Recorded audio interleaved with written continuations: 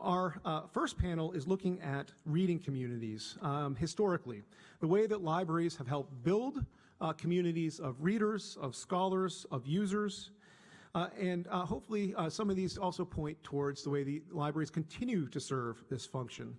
And the chair of this panel is a great friend of mine and a mentor and a member of the American Philosophical Society and also a member of the APS's library committee that oversees everything that the library here does. And that's Dr. John Van Horne. Dr. Van Horne was the longtime director of the Library Company in Philadelphia, an institution also founded by Benjamin Franklin in 1731, so a little bit older than us. Dr. Van Horne has his PhD from the University of Virginia. Prior to assuming the directorship of the Library Company in 1985, John, is that right? He was actually housed here at the APS for a while, working on the Benjamin Latrobe papers.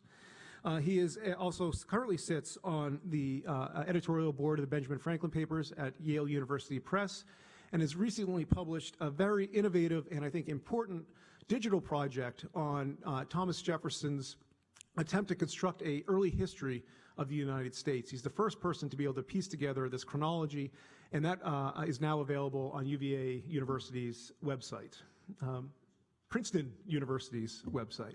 So, without any further ado, John, do you want to take over?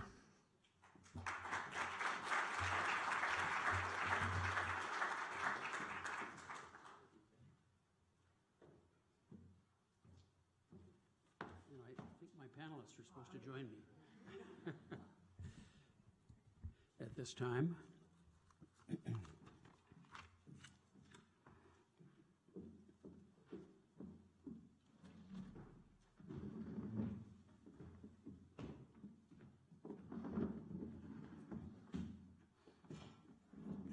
I should also mention, Patrick said the Library Company was founded by Benjamin Franklin, and in fact our first separate building looked exactly like this, which was on the very site of the APS library. It was taken down in the 19th century, and when APS built its own library building in the 1950s, it replicated the facade of what the Library Company building on that very site used to look like. So that's what you see here. So as a local, let me join Patrick in welcoming you all to Philadelphia, and also to thank you for being here and not parked in front of a television set somewhere. I know I've got some competition, and it's kind of interesting that this discussion this morning, which has much to do with gender issues, is taking place at this interesting time in the life of our nation. So thank you for being here. I'm going to introduce each of our speakers in order, one at a time, just before they speak. So let me begin with our first speaker, Ariel Clark Silver, who is a scholar at the Columbus, Ohio Institute of Religion, and she's a scholar of women, literature, and religion in America. She holds a PhD in American literature from the Claremont Graduate University and an MA in religion from the University of Chicago. She's the author of The Book of Esther and the Typology of Female Transfiguration in American Literature, which has just come out this year. And she also has a book chapter forthcoming on cross-dressing and boundary crossing, and also an article on Joan of Arc in Revue Française d'études américaines, also forthcoming. She's presented many conference papers, and in November we'll be convening a panel on the sacred female in American literature for the ALA Fall Symposium. And she's begun work on a second major project, The Female Century, which considers the profound shifts in female life and experience over the long 19th century, from the American Revolution to the end of World War I, and that is read through the literary work of the period. So, Dr. Silver.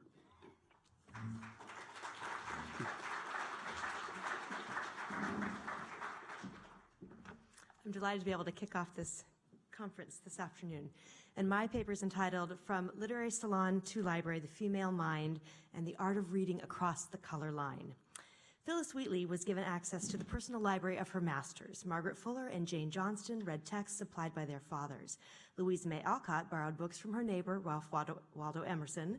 Frances Harper read literature when she worked in a Quaker household, and Elizabeth Peabody opened a bookstore in Boston. These private collections and enterprises, along with the advent of the literary salon in the early American Republic, provided an educational foundation for some colonial and antebellum American women. Even when libraries started to appear after the Revolution, they were mostly the preserve of wealthy, educated white men. As private book clubs turned into athenaeums and other subscription-based institutions, they could afford to be exclusive, and often they were. There were a few lending libraries established before the Civil War, as well as social libraries for women, but the Boston Public Library in 1854 was the first large collection supported by taxes over subscriptions. Once public lending libraries spread in earnest after the Civil War to the South, to the West, these institutions served women as well as men, but often segregated females, who were encouraged to patronize the ladies' reading rooms rather than the library at large. In the midst of the gendered and racialized history of the American library in the 19th century, collaborative efforts were made to help establish libraries dedicated to the development of the female mind by both white and black women in advance of their acceptance at institutions of higher education. In many instances, literary societies and libraries were the sole entity that made advanced learning possible for women both before and after the Civil War. In the social experiment that evolved into American democracy, the emergence of the library as a site of knowledge held in common constituted a republic of letters, even a missionary project that defined the boundaries and the reach of civilization in a new world. Early Republican political purpose commingled with Protestant moral conviction. For American women, the development of such institutions of learning both circumscribed and expanded their social and educational opportunities, often through unsuspecting means. The first social libraries in 18th century America were founded by men seeking to both solidify their own status and convert the colonial enterprise into a structure of culture. But they quickly faced competition from commercial circulating libraries that participated in the expanding production of printed materials, satisfying a demand for the rapid exchange of fashionable titles and catering their services to female readers. Even as women began to be characterized as circulating libraries themselves, who wore books and were blamed for reducing the printed word to a commodity and making texts as abundant and cheap as textiles, such a critique cuts in multiple directions. If women stood outside the realm of culture and learning, it was because they had been excluded from it. Furthermore, commodification was coming not just for books, but also for them. Much as women and girls would be set to work in mills making fabric for a mass market, they would be soon conscripted to create copy for an insatiable print culture, stories serialized in weekly newspapers and then reprinted as novels, scribbling women, as Hawthorne called them. Later, they became the library card catalogers whose own education and skill made the acclaimed erudition of others possible. They not only made the textiles and the texts, they consumed them and were then commodified by them. The emergence of a mass culture that involved and often marketed to women raised many questions about the scope, content, and purpose of female education. Would reading women who bought cheap novels denigrate this new republic of letters? Or would this proliferation of texts denigrate them? Could women be saved instead for a higher purpose in newly organized free government, that of Republican mothers raising virtuous male citizens? To this maternal end, girls were increasingly given access to formal education beyond the primary level. Campaign for Republican motherhood led to several other important consequences for women, including an increase in levels of reading, writing, civic and cultural activity, and a desire for greater social and political equity. But most importantly, the publication and circulation of books, more broadly in American society, signaled the intellectual emancipation of women. There was real opposition and resistance to female education, but despite a prevailing sense of a certain sexual destiny for women, a shift had already begun to occur. No longer were they simply studying reading, writing, and arithmetic, but also history, literature, botany, and geography, first in summer schools and then in winter schools.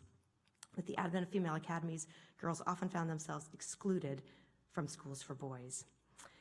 Meanwhile, their mothers organized reading clubs, literary salons, and supported the Lyceum movement. Indeed, the first generation of educated women in America led the new nation into antebellum activism, becoming teachers, authors, missionaries, and advocates for the abolition of slavery and female suffrage.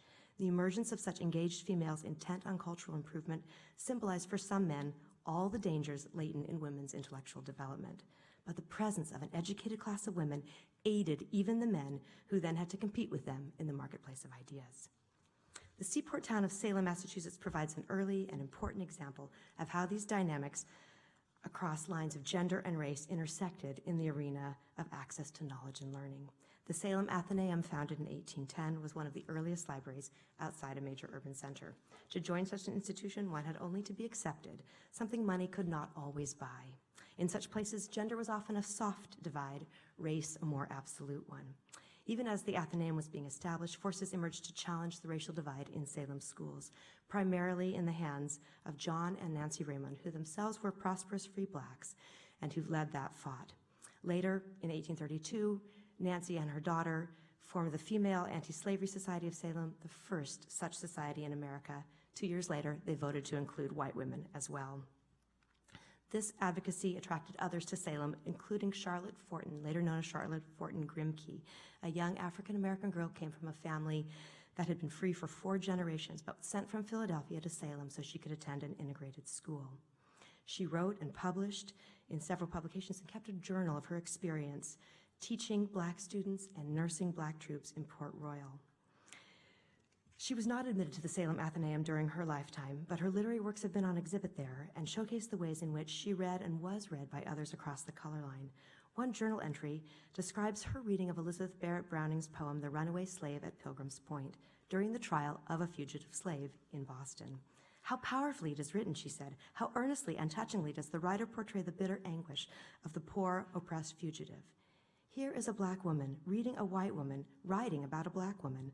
That black female reader then becomes a writer whose words educate readers across the color line about the experience of being a free black female, seeking to set others free through the very same process of reading and writing. Even as social libraries increased in number over the course of the 19th century, often tailoring their services to select and segregated audiences, other literary movements, more public, more universal, were required to cultivate a nation that could not only read, but read across the color line. The appearance of Sabbath schools offered a remarkable example of intellectual opportunity for females across age, class, slow down, yes, okay, and color lines, and a plausible model for subsequent large-scale public education efforts. Such schools were established to teach young people and then adults to read and write so they could become morally literate, but it soon extended to a more comprehensive education. These schools also established lending libraries where female students, deemed scholars, earned the privilege to borrow and also buy books by making progress in her studies. Between 1800 and 1830, Sunday schooling became an important matrix for the acquisition of literacy and the use of libraries, and a de facto agent in the gradual emancipation due to the mandated relationship between full emancipation and the ability to read. These Sabbath schools offered an interesting and important alternative to segregated literary and educational activity, however esteemed. By 1817, 25 female schools with over 5,000 students and over 300 teachers were operating. Nearly 3/4 of all black women living in the city at that time were enrolled in these Sunday schools. Many of these schools enrolled just about equal numbers of white and colored girls. Most included adult female students as well. The classes were taught by black and white female teachers, many who themselves had been Sabbath school scholars. Despite the large numbers, the learning experience was carefully conceived to pair 2 teachers with 8 to 10 students. These female schools in antebellum New York offered an entire culture of schooling and books to a working and dependent population of black and white women and girls. The move to literacy and learning across a range of subjects made these females socially mobile and prepared them through education and manumission to participate more freely, actively, and independently in civil society. This early cooperative model of white and black females working together to create schools and libraries for black and white females paved the way for the development of public schools and libraries that aspired to similar ends: education, socialization, and citizenship, but lacked the organizational model and the unexpected absence of racism that these urban Sunday schools achieved. It would be decades, even centuries, before public schools for poor and working class students demonstrated anything approaching such levels of integration and academic advancement among its student populations. Public libraries enjoyed greater continuing support from private counterparts as they built their own collections. And when subscription libraries began to decline in the latter part of the 19th century, their collections became the point of origin for so many public libraries. But public libraries, even post-emancipation, were very often segregated in terms of race and gender. For women in the late 19th century, their experience, however genteel, was a far cry from the seriousness of female scholarship enjoyed by their lower-class counterparts some 50 years prior. Even as institutions of higher education for women were beginning to appear, they were still kept from local library stacks. They would have to wait another 20 years for suffrage and another 60 for opportunities to read in any depth across the color line, either in school or in a library setting. Thank you.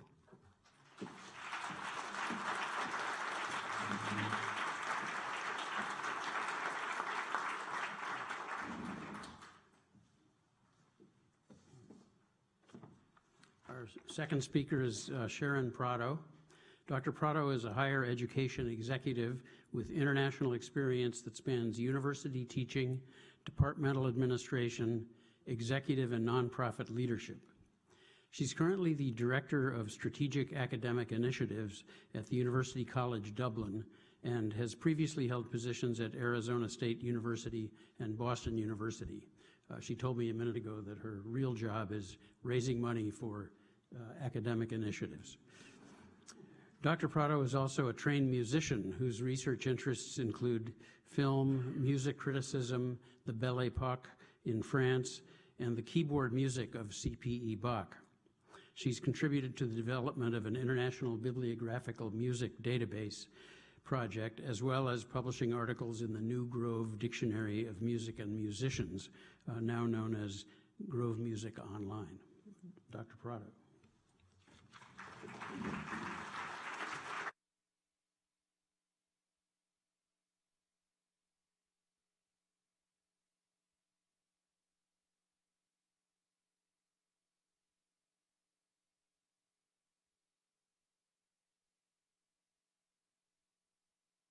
Thank you very much for that introduction. I can say that I'm really pleased to be here today to help celebrate the American Philosophical Society's 275th anniversary, and I bring greetings from Dublin, Ireland, where I've been living and working for the past 9 years in the Irish higher education sector. With a healthy curiosity for exploring, I have visited several of the big country houses in the country where I now hold citizenship, and I've marveled at these estates that remain, wondering about the libraries and the people who once lived there. Ireland, however, unfurls its history slowly to newcomers, and I have come to the topic at hand only relatively recently as a topic for scholarship. One must tread carefully and gently, since inherent in a discussion of ownership in the Republic of Ireland, the centenary of the rebellion holds still fresh scars from wounds that are deep still for many. While my paper focuses on the Roxburghe Club women, it touches upon the cultural heritage of architecture, cultural tourism, philanthropy, and the interconnected history that bridges place and people through books. The paper also originated with my purchase of the book, The Country House Library, by Mark Purcell, Yale University Press, who was formerly librarian for the National Trust and is now at Cambridge University. This is a beautiful book. I will have it around. You can look at it later. It's worth looking at, especially for the photographs, which architecturally represent cultural heritage of the estates. Few privately owned houses in either the Republic or Northern Ireland are open to the public regularly. I have visited many of these, and many of them are managed by the Office of Public Works. Historically, the country houses in Ireland have not been as cherished as cultural heritage to as great a degree as those country house estates are in Britain, where the National Trust was founded in 1895 for preservation purposes. Mark Purcell, author of the book, whose job it was to look after the 170-odd libraries in the National Trust properties, has contributed not only this book, but another about the contents of these libraries, more than 300,000 books and manuscripts, and the current state of things. He notes that the history of the book is growing as a discipline for study in Ireland, and indeed, one of our universities, the National University of Ireland, Maynooth, offers a center for the study of historic Irish houses and estates. So I'm putting in a plug for the Irish university system. However, I didn't have any idea when I proposed this topic how much fun it would be. When I first learned about the Roxburghe Club, I immediately sought to identify if women were included. This proved to be tricky initially, since one of the 19th century members, Evelyn Philip Shirley, who owned an Irish estate in County Monaghan, was not a woman. The name Evelyn, like Vivian, is not gender specific. There are actually many variants of names in Ireland, variant place names, and variant spellings of surnames, making genealogy a challenging research topic as well. The irreplaceable loss of cultural heritage when fires reduce buildings, books, museums, and country houses to ashes, while not as tragic as the loss of human life in avoidable conflicts, robs future generations of knowledge and artistic expressions, often representing both commonalities of our humanity and unique aspects that make us uniquely human. For those who have read the pre-conference paper, just curious, how many have read the pre-conference paper? Excellent. You have now been introduced to the Roxburghe Club women. With this paper, I could really only offer an introductory survey to the research question, who are the Roxburghe Club women? I discovered, like any good research topic, that each of the women represents future research possibilities. The women members, listed here on the slide, present a completely new facet to the club, joining when they did 173 years after the club began in 1812. Women club members were involved with their husbands in building collections and entertaining the club in their homes prior to their own official membership. Some were integrally interested in collecting, and their collecting was based upon their own interests. They shared with others through their own publications. They shared through their philanthropy. Curiously, only 2 had children of their own. Most of the women published on topics about their collections or about the collections in their care.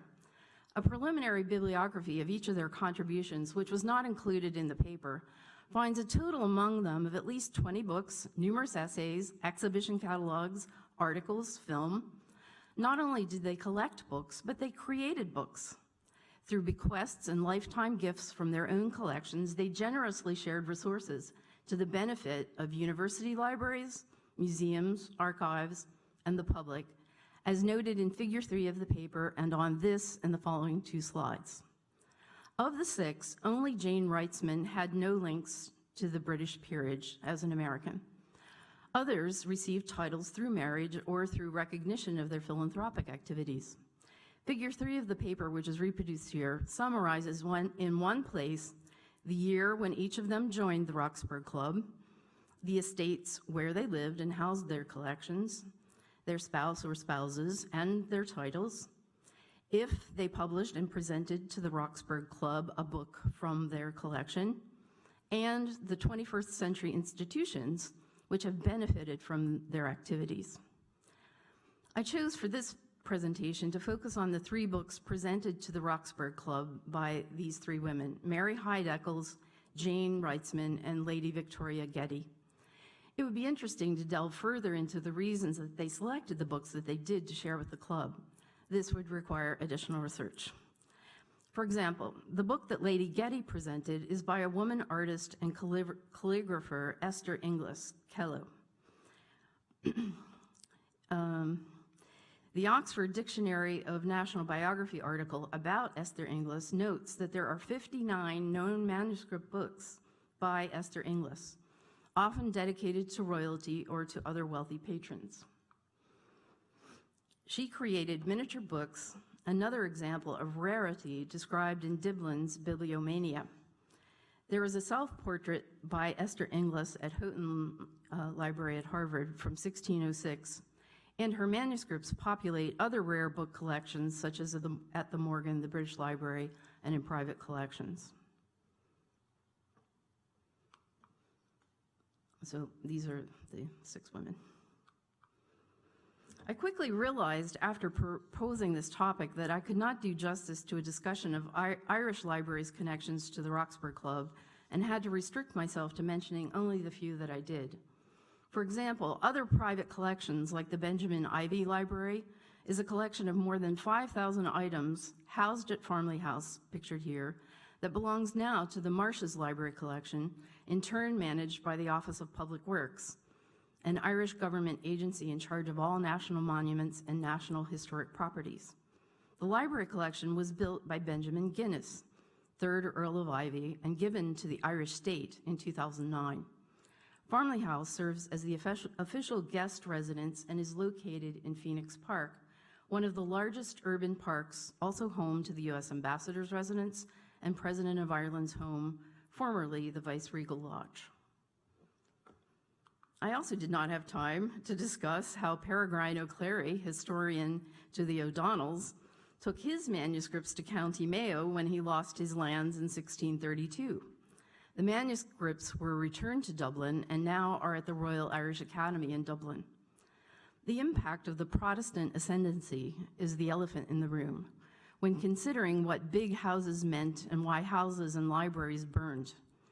Purcell's book about the houses in Ireland notes that, quote, 76 houses in the 26 southern counties during the War of Independence between January 1920 and July 1921, and a further 199 in the ensuing Civil War in the Free State between January 1922 and April 1923, close quote. When the Roxburghe Club visited Dublin in 2001, they of course visited the Long Room at Trinity College Dublin, a Dublin leading tourist attraction among other valuable attributes. They also visited the library collected by Edward Worth at Dr. Stevens Hospital, the Marsh's Library, the Chester Beatty Library, and the National Library of Ireland. In partnership with the National Library of Ireland, pictured on your, let's see, on the, here, jet lag. University College Dublin, where I work, will soon open the Museum of Literature Ireland on St. Stephen's Green, offering exhibition spaces to engage with Irish literature to create another iconic destination where visitors can learn more about Dublin. I see that I'm running out of time. Let's take a few. Okay. Pictured here also is Malahide Castle, which housed the Boswell papers, which Mary and Donald Hyde helped Ralph Isham to procure. They were moved here from Auchinleck House, the Boswell estate in Scotland, by the Talbot family. Most, if not all, of the estates mentioned in the paper are now accessible to the public, either as a member of the National Trust or its corollary in Scotland. Most private homes are open at certain times or by appointment. So I'm going to zoom through the next few slides because the topic is visually rich. And I would encourage all of you who, if you've not been to Scotland or Ireland or the UK, to visit some of these estates to do so. But I also wanted to point out that without the resources made possible through digitization and the internet, it would not have been possible for me to have accessed the resources necessary to write the paper in the time frame that I did. So as an example, this is the portrait of the 3rd Duke of Roxburghe, John Kerr, whose memory is continued through the club's name, and who valued philosophical writers in proportion as they improved the morals of mankind. This is his estate in Scotland, the modest Roxburghe estate. The Roxburghe auction catalog is now available as a digital facsimile, and it provides a really interesting resource for study, noting, you can note who purchased the books and what the books were like.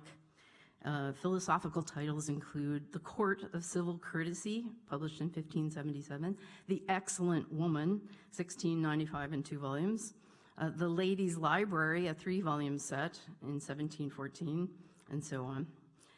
This is another modest estate. This is Althorpe, home of the Earl of Spencer, one of the founding Roxburghe Club members. The house itself has undergone a conservation project as an example of architectural heritage preservation. This print is from the Open Library online. I share this because it matters when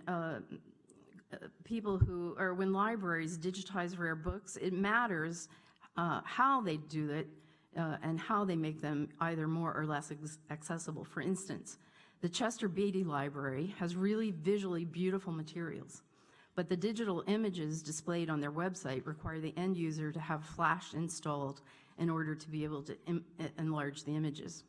This particular book, The Ship of Fools, and this image was used by Dibdin on the cover of Bibliomania, can be compared with lots of other examples. And for instance, if this is at the University of Toronto, I was able to download the entire book and have a look at it. And the PDF format allows you to zoom in and get closer images. Okay, I'll wrap up. Just another example of why digital format is beautiful. I otherwise would not have been able to see this British Library Oscar Wilde book binding, which is available through the British Library digital book bindings database. This is where one of the Roxburghe Club women grew up. This is the American Mr. and Mrs. Charles Reitzman, who have been so philanthropically important to Metropolitan Museum, the Pierpont Morgan, and other places. Finally, each of the women Roxburghe Club members deserve a more thorough historic treatment. I close as I began with an image from Frances Kerr's estate, Eshton Hall. As a contemporary of Roxburghe Club members with wealth and a library equal to her male counterparts, she deserves greater attention, as do other women book collectors. Finally, I would like to acknowledge the assistance of my daughter, Megan Elizabeth Prado, who provided research and editorial assistance, and Bruce Redford, who offered a conversation about Mary Hyde Eccles, with whom he worked and who was a distinguished member of the American Philosophical Society. Thanks.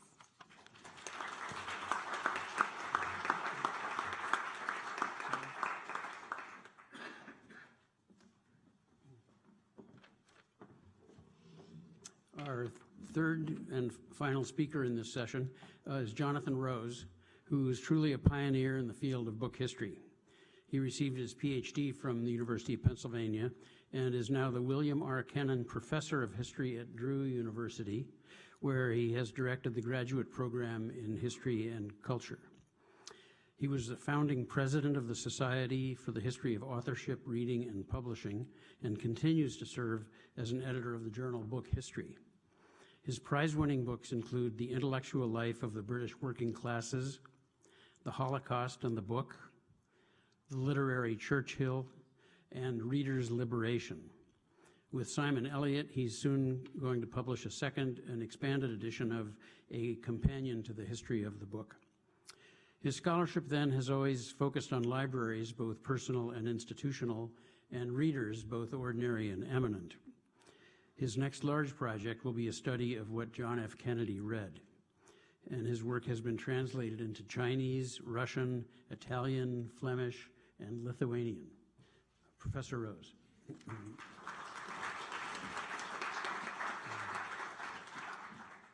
Thank you very much, John. I am indeed a historian, not a librarian. Historians are very good at predicting the past. When it comes to predicting the future, we're lousy.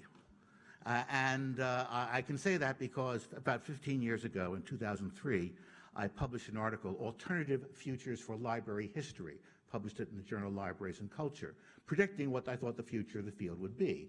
I recently reread that article and found I'd gotten just about everything wrong. Okay. Not so much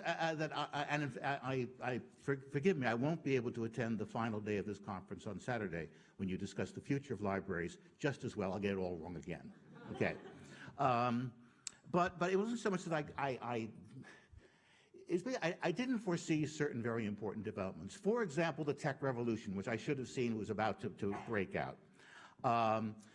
Databases are critically important now to library history. For example, we all know the What Middletown Read database, which compiles all the borrowings from the Muncie, Indiana Public Library about a century ago, and it's searchable by race and class and gender, even by how many servants you happen to own, and it's gotten a lot of publicity in the mass media, deservedly so.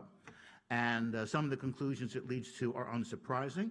The most frequently loaned author was Horatio Alger, and sometimes the revelations are stunning. One African-American bootblack who borrowed 100 books in 8 years, including Jane Eyre, Last of the Mohicans, and Herbert Spencer. Okay. But there are other databases. The Main Street Public Library database compiled by Wayne Wiegand, for example. The Folger Shakespeare Library has a database of private libraries in Renaissance England. Okay. The New York Society Library, they have a database which records book borrowings by our founding fathers, or indeed also some of our founding mothers, because you can also find, they did have some female members there from the area of the early American Republic. I am myself involved in some enterprises to do more of these databases. The Quarry Bank Mill Project, that's a mill town in Lancashire, and apparently they had a subscription library. The borrowing records have survived completely intact. We also have the complete employee records at the mill and the complete residential records for the whole town, which means, I think you can see the possibilities here. If we put these sets of data together, we can reconstruct the entire cultural life of a small working class, but rather typical working class town in England. Scotland had just 1/10 the population of England, but in the period 1750 to 1830, it was probably the most literate country in the world. Okay. And we have discovered many surviving borrowing records from various kinds of libraries there, miners' libraries, university libraries, libraries in Edinburgh, Glasgow, even up in the remote Orkney Islands. There are 37 ledgers of borrowings from the Edinburgh University Library, and a total of perhaps 125,000 loans there. So what we're embarking on, trying to get funding for, is a project which will explore all of these libraries, or as many as we can, and make them available in a general database. Okay. Now, one limitation of library borrowing records, obviously, is they tell us nothing about reading outside of libraries. Remember, it is clear that, for example, the Muncie Public Library did not stock Emile Zola, but Emile Zola is being discussed, his defense of Captain Dreyfus is being discussed in the local papers. So there's clearly a sort of a disconnect there.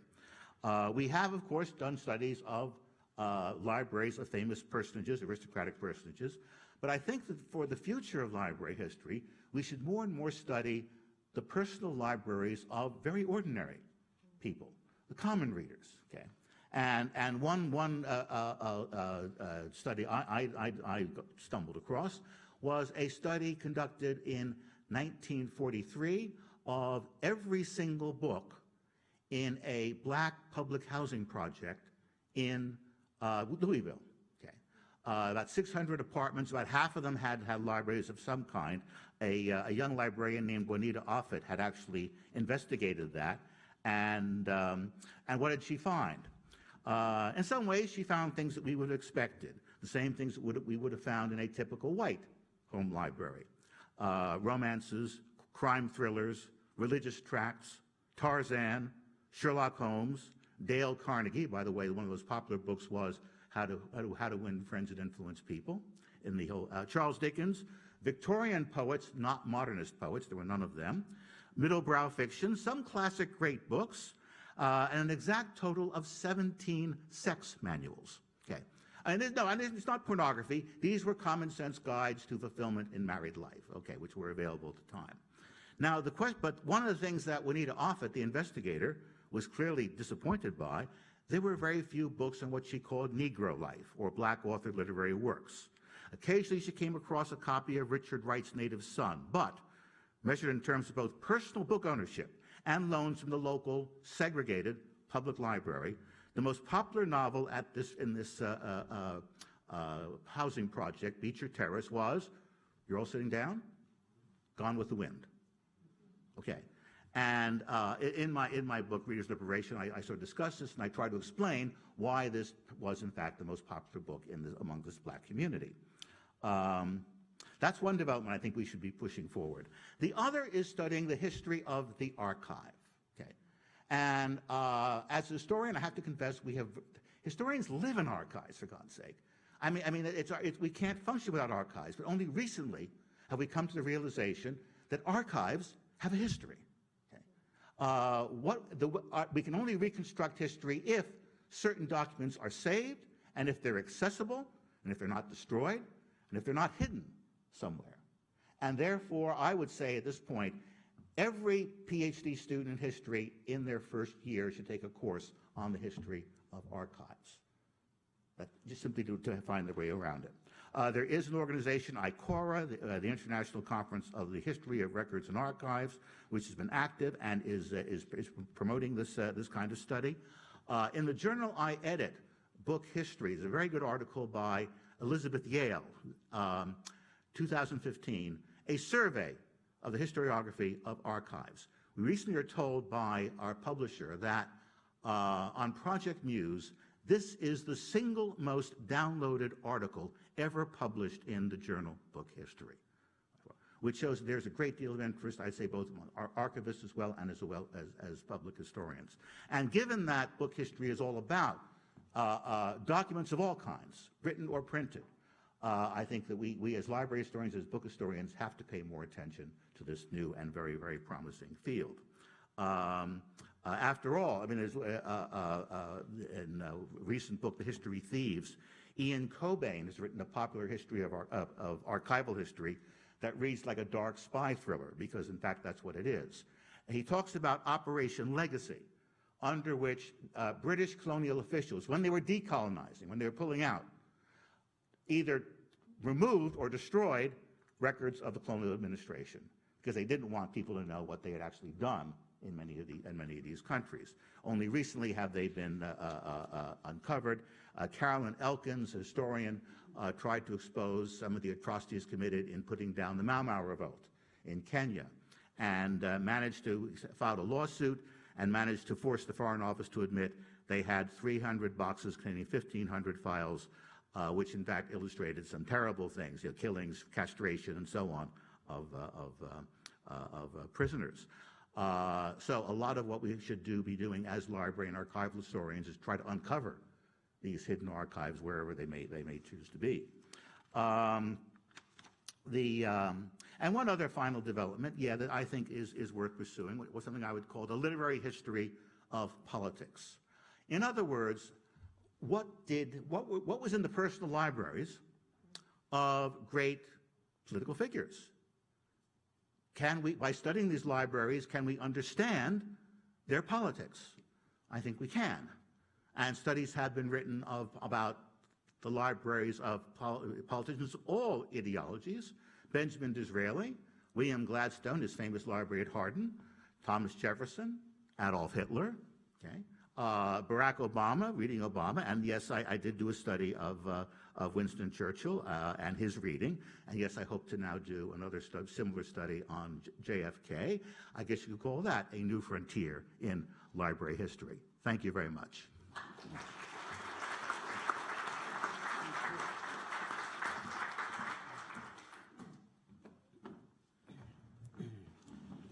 So thank you to all our panelists. With just a few minutes to go to make a comment on all of them, I think I'll just jump right in. Dr. Prado tells the story of the origins of the Roxburghe Club and the Bibliomania that infected its 24 male founders in 1812. She credits those founders with the beginnings of valuing the rarity of books for rarity's sake. I want to say that same kind of connoisseurship was starting up at just about the same time on this side of the Atlantic.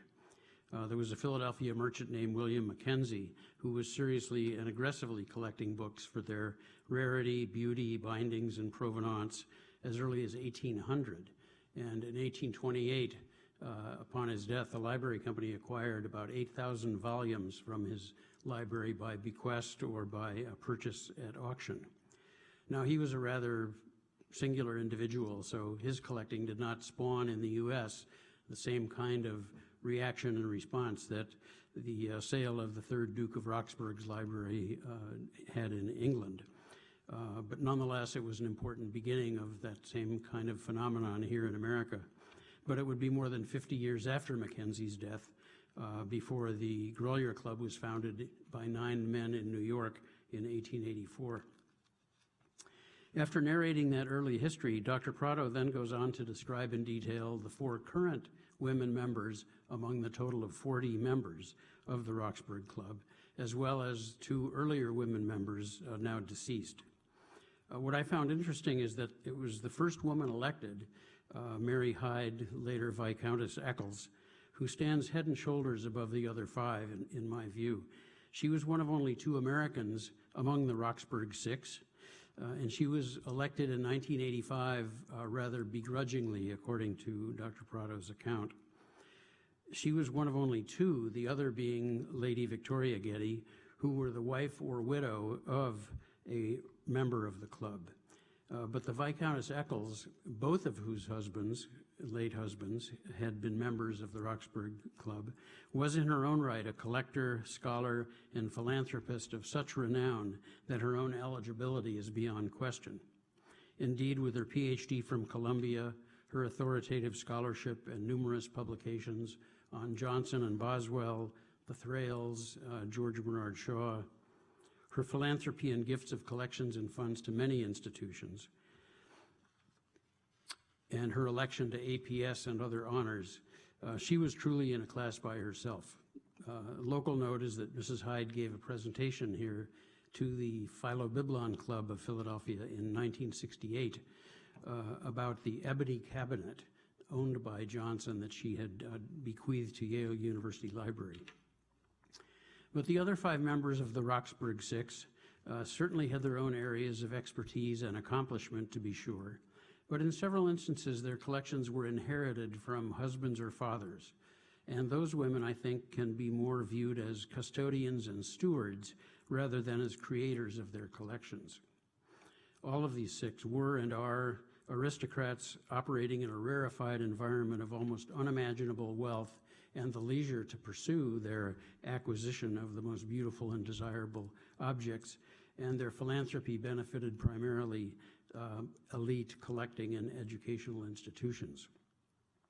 Now, in Dr. Silver's study, we encounter an entirely different sort of women's relationship with books.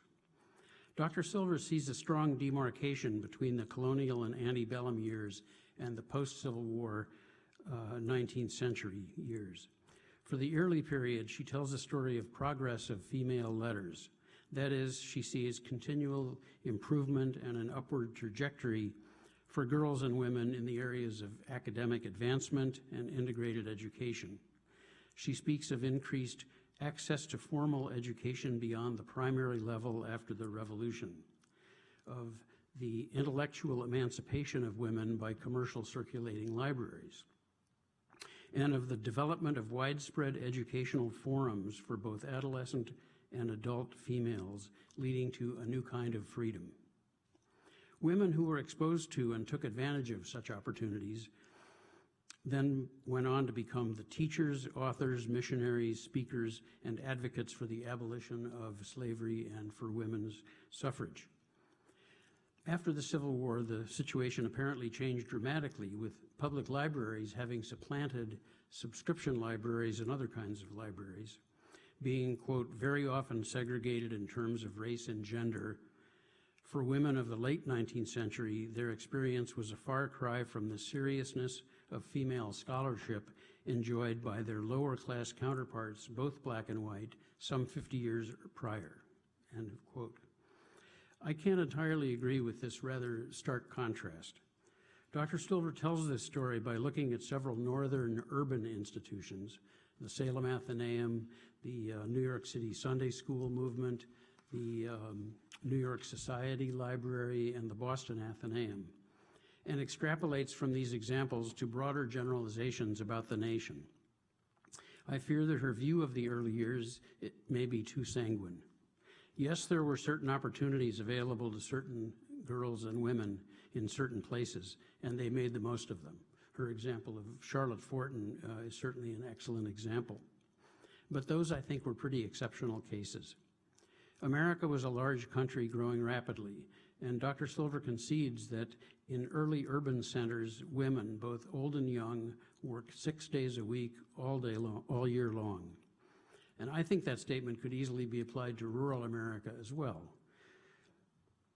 where we would find that the hours may well even have been longer. Those kinds of days, I think, would have left precious little time or energy for reading or study for the generality of girls and women throughout the nation. Professor Rose's book, look back over the past 15 years since the publication of his seminal article, Alternative Futures for Library History, is very revealing, I think, both for him as the author, who is almost chastises himself for the things that he might not have anticipated, and for us as readers, in a way, for being able to eavesdrop on this kind of internal personal conversation. Acknowledging that technology has been useful to library history, perhaps indispensable or integral might be a better words.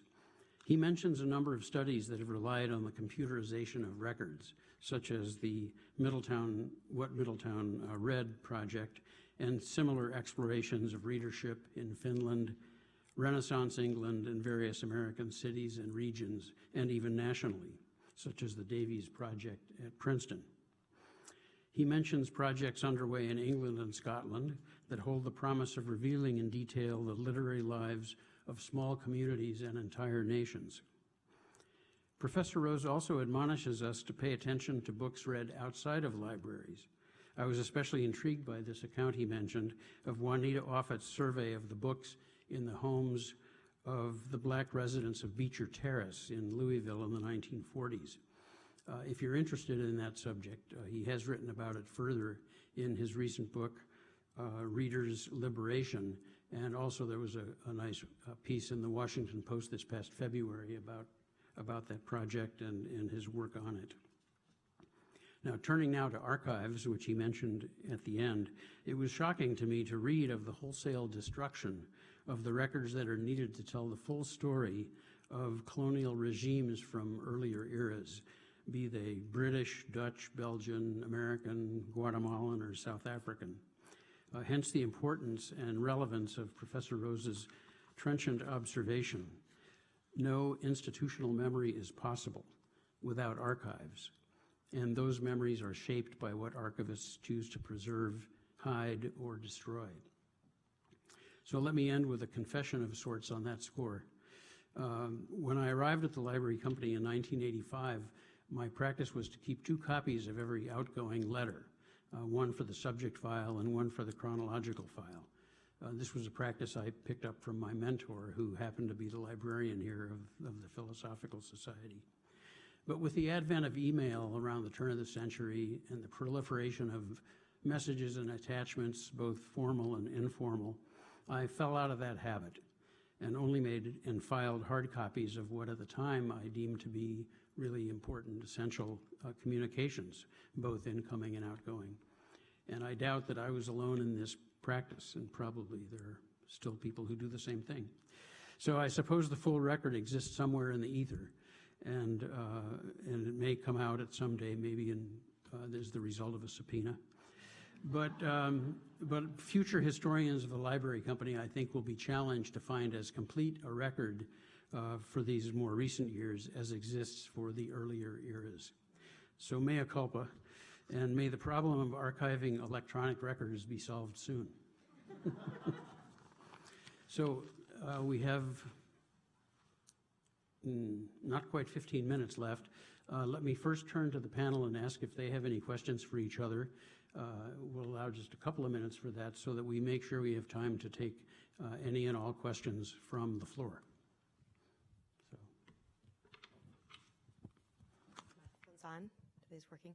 I'd actually just like to respond to your comments a little bit to try to clarify a bit, as not to leave any kind of misunderstanding. The examples that I offered were the exceptional examples and not those of what would have routinely happened.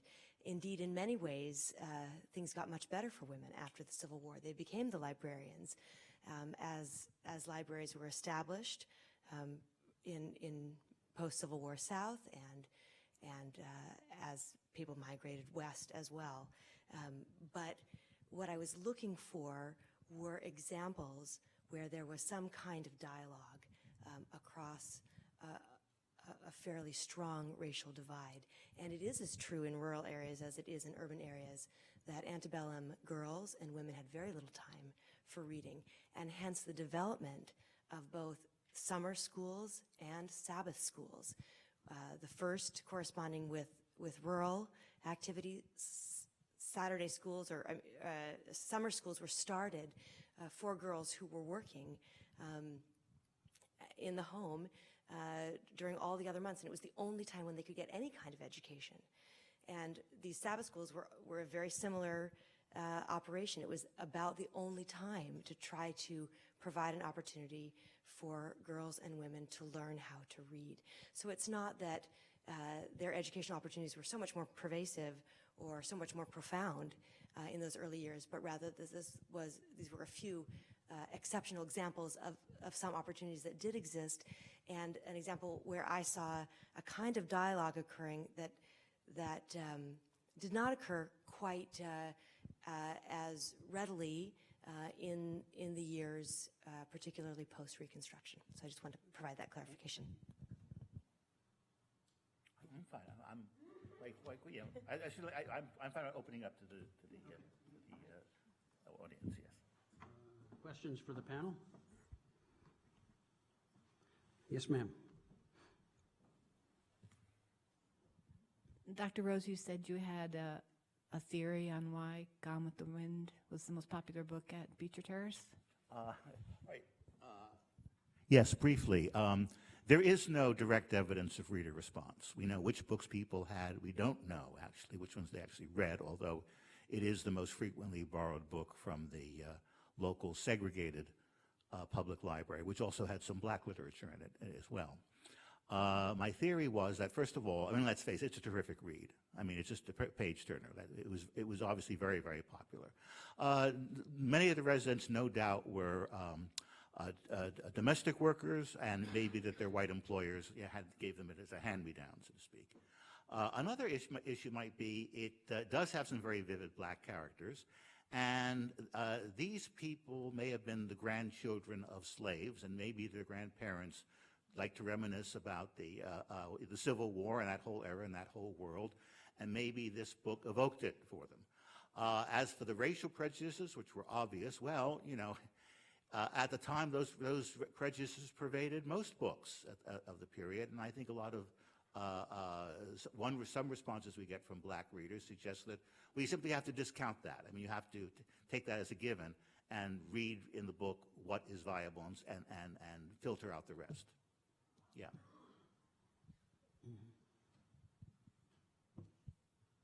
I would actually like to just add to yours.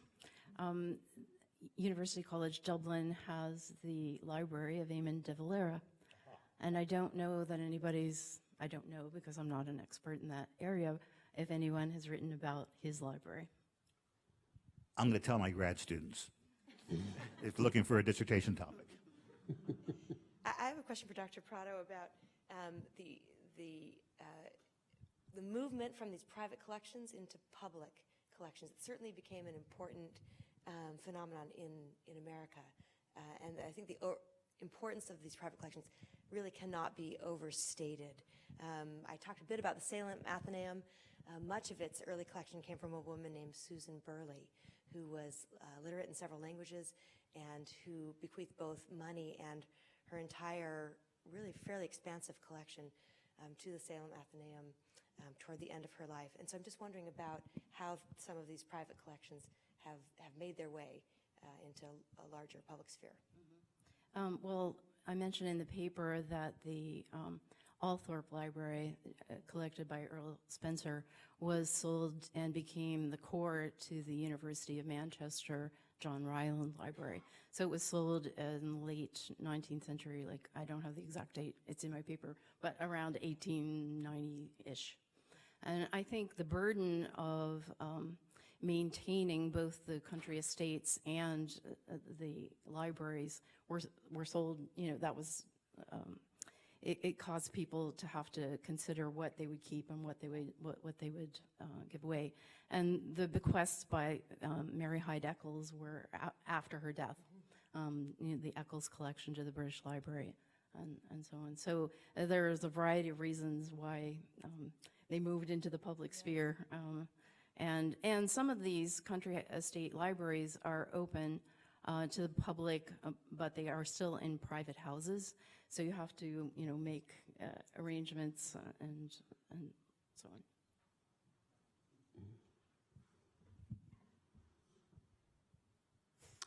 Patrick.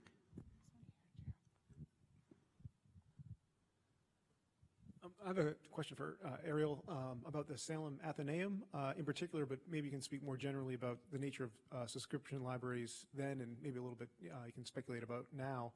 And I remember reading in your paper that the Athenaeum was founded kind of in this moment in which Salem itself was going through a controversy around access to schools and racial segregation and desegregation in the school itself.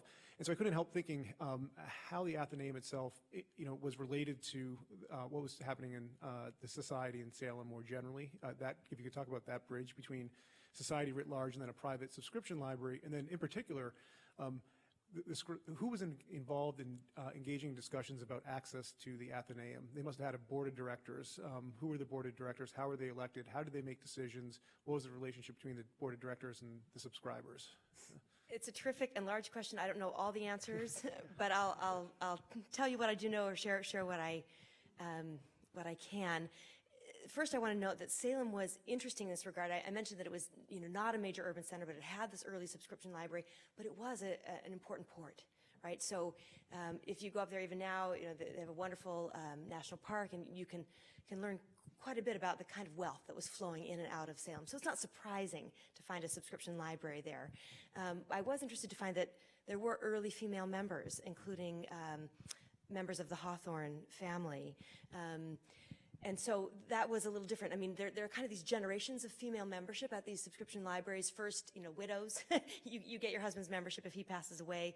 Then finally, places like the New York Society Library, where they allow for households, but under the male name.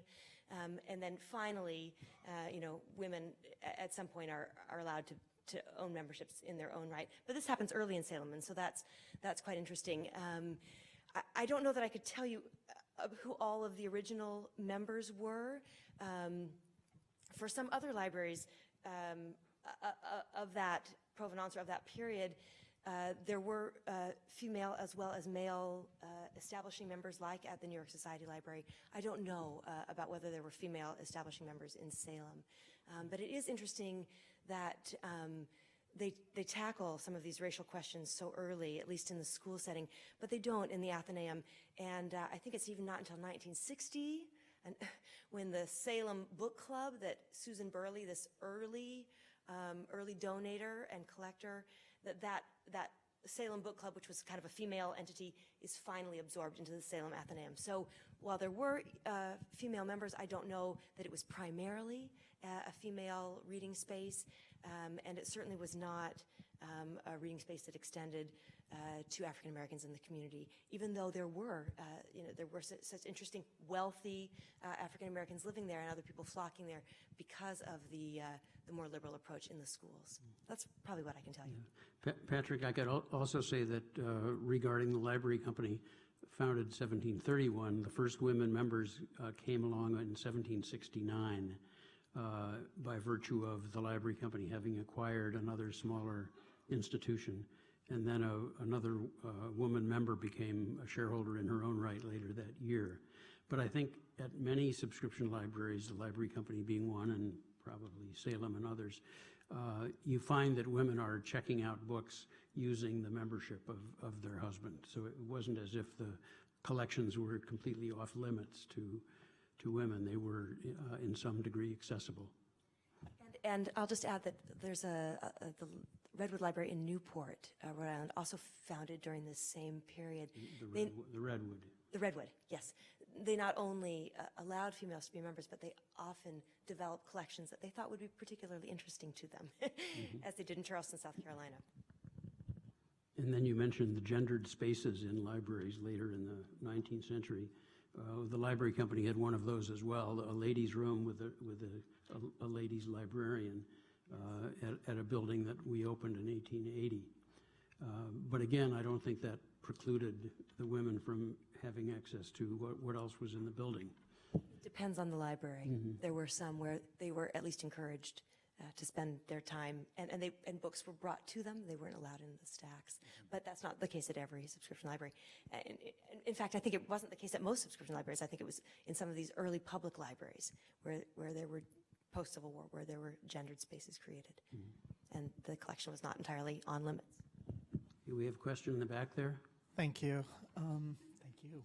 So this speaks directly to what Dr. Rose was talking about. I came in a little bit late, so I think it also, Dr. Silver could probably be speaking to this. I am at the Redwood Library and am possessed of borrowing records in some state from the 1700s into the 1950s. We should talk. Yes, please. But I, coming from an archaeological background, look at this as data that can be mined and looked at. Some of my younger colleagues and even peers push back on that very strongly based on the kind of primacy of privacy in borrowing records. And I wonder if you could speak to the ethical considerations and what are the kind of arguments we can use, like what are the arguments for the ethical imperative to use this data, and what are the cutoffs beyond which these are no longer ethical, like it is no longer ethical to ask these questions. And I have my own personal answer, but I'm very, very interested in this issue because I'd like to do something with this data, but I also want to be as ethical as possible. Thank you. Okay, well, it's a valid question. I personally think that these records cease to be private at death. I mean, we do study the experiences of ordinary people in history. That's what social history is all about. We often name them. We may reveal far more intimate details of their lives, their sex lives, for example, but we do write about it. By comparison, library borrowing records seem to be fairly innocuous. I mean, what could be particularly shameful or about that sort of thing? So, yeah. Well, yeah. But if that's a problem, then simply edit out the names and simply give backgrounds, assign them numbers, perhaps, and or fictitious names if you wish. And I think that should address the issue. The first thought was what this question reveals about the importance of our reading lives and how much it tells us about a person. I do some work on the author Herman Melville, and there's an entire website devoted to his marginalia, the things he wrote in the margins of the books that he read, and how seriously that is considered by Melville scholars trying to gain an understanding of his thinking as he was putting various texts together. And it's interesting, I don't know, is this private? Are our reading lives private, or are they public? I guess I would also err on the side of, maybe it becomes more public after death, or can be. And as I was listening to your presentation, it was only at the moment when you talked about, finding these various manuals in the public housing project, I thought, you've maybe intruded on something that or that librarian did that maybe, the residents didn't want to have known about their lives. I don't know, but I appreciate the sensitivity in thinking about it. Yeah, just want to add the Beecher Terrace study, no names are revealed in it, so we don't know who borrowed what. Okay. Well, I think we have to wrap it up there. Let's thank our panelists.